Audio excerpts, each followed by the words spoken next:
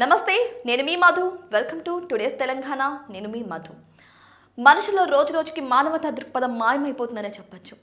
అయితే తన యజమానిని కత్తితో పొడిచి చంపాడు ఒక బాడీగార్డ్ ఈ సంఘటన శుక్రవారం సాయంత్రం జరిగిన విషయం అందరికీ తెలిసిందే అయితే ఈ విషయాన్ని ఇప్పుడు వెలుగులోకి వచ్చింది అసలు ఎందుకు చంపాడు ఏం జరిగింది అనే విషయాల గురించి రోజు మనం చర్చించుకుందాం అయితే మల్కాజ్గిరి జిల్లా కాప్రాలో కేహెచ్ కాలనీలో నివాసం ఉంటున్నాడు శ్రీకాంత్ రెడ్డి ఆయన ఒక రియల్ ఎస్టేట్ వ్యాపారి అయితే P4గా ఆయన ఆఫీస్ని అక్కడ నియమించుకున్నారు వాళ్ళ ఇంటి పక్కనే అయితే అసలు ఏం జరిగింది అంటే శ్రీకాంత్ ధన్రాజ్ అనే ఒక బాడీగార్డ్ని నియమించుకున్నాడు కొన్ని రోజుల కిందట అయితే ఆయన ప్రవర్తన నచ్చకపోతే శ్రీకాంత్ ఆ జాబ్లో నుంచి ఆయనని తీసేసిన తర్వాత 10 రోజుల కిందట కూడా ఆ ధన్రాజ్ నేను ఎందుకు తీసేసావు నేను ఏం చేశాను అన్న రీతిలో శ్రీకాంత్ రెడ్డి ఆఫీస్కి వెళ్ళి గొడవ పెట్టుకున్నాడట తాగేసి గొడవ పెట్టుకున్న సందర్భం అది వేరు ఓకే అది తీసేసేద్దాం తాగేశాడు గొడవ పెట్టుకున్నాడు వెళ్ళిపోయాడు 10 రోజుల కిందట అయితే రీసెంట్గా ధన్రాజ్ నిన్న మార్నింగ్ తన ఫ్రెండ్ అయినటువంటి జోసఫ్ని వెంట పెట్టుకొని మళ్ళీ శ్రీకాంత్ రెడ్డి కార్యాలయానికి వచ్చాడట కార్యాలయానికి వచ్చి లేదు నేను మారిపోయాను మళ్ళీ జాబ్లో జాయిన్ అయిపోతాను అని రిక్వెస్ట్ చేస్తే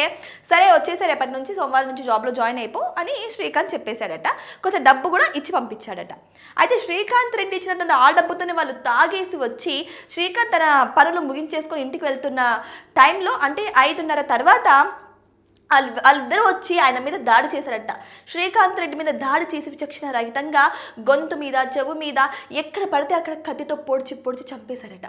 ఇక్కడ విషయం ఏంటి అంటే ఆయన పొడవడం ఓకే అది ఒక సైకో మెంటాలిటీ అనుకుందాము అక్కడ ఉన్న కొంతమంది ప్రేక్షకులు ఏం చేస్తున్నారు తెలుసా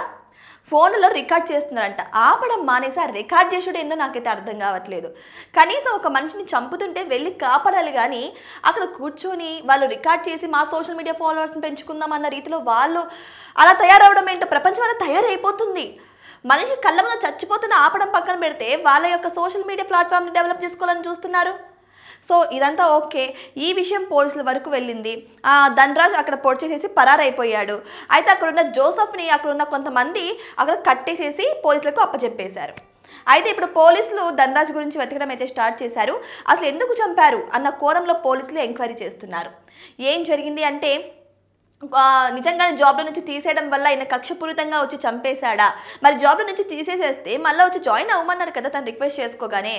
సో అదేంటి మరి అమౌంట్ కూడా ఇచ్చారు కదా అదేంటి లేకపోతే ఇంకేమైనా కోణాలు ఉన్నాయా లేకపోతే తన ఆఫీస్లో ఏమన్నా దొంగతనం చేయాలన్న రీతిలో వీళ్ళు ఆలోచించారా ఆర్థిక లావాదేవీలు ఇంకేమైనా ఉన్నాయా లేకపోతే పర్సనల్ కక్షలు ఇంకేమైనా ఉన్నాయా అన్న కోణంలో కూడా పోలీసులు దర్యాప్తు చేస్తున్నారు అయితే హత్యకు గురైనటువంటి శ్రీకాంత్ రెడ్డికి ఒక 3 సంవత్సరాల పాప 6 సంవత్సరాల బాబు ఉన్నట్టు తెలుస్తుంది సో ఆయన కుటుంబానికి కూడా ఈయన ఆధారంగా అయితే తెలుస్తుంది అయితే చంపిన ఈ ఇద్దరి హంతకుల పైన కూడా ఇంతకు ముందు క్రిమినల్ కేసులు కూడా ఉన్నట్టు పోలీసులు చెబుతున్నారు అయితే ఇటువంటి దారుణాలు ఇక రోజు రోజుకి పెరిగిపోతూనే ఉన్నాయి ఆర్థిక లావాదేవీల కోసం అయితే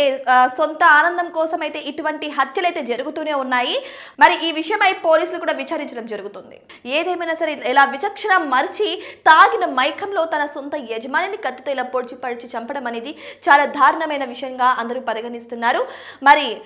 పోలీసుల ఎంక్వైరీలో ఏం తేలనుంది అనే విషయం గురించి మనం కూడా కొంత సమయం వెయిట్ చేసి చూడాల్సిందే మరి మీకేమనిపిస్తుంది కామెంట్ బాక్స్లో కామెంట్ చేయండి ఇటువంటి మరిన్ని ఇంట్రెస్టింగ్ అప్డేట్స్ కోసం మా ఛానల్ని సబ్స్క్రైబ్ చేసుకోండి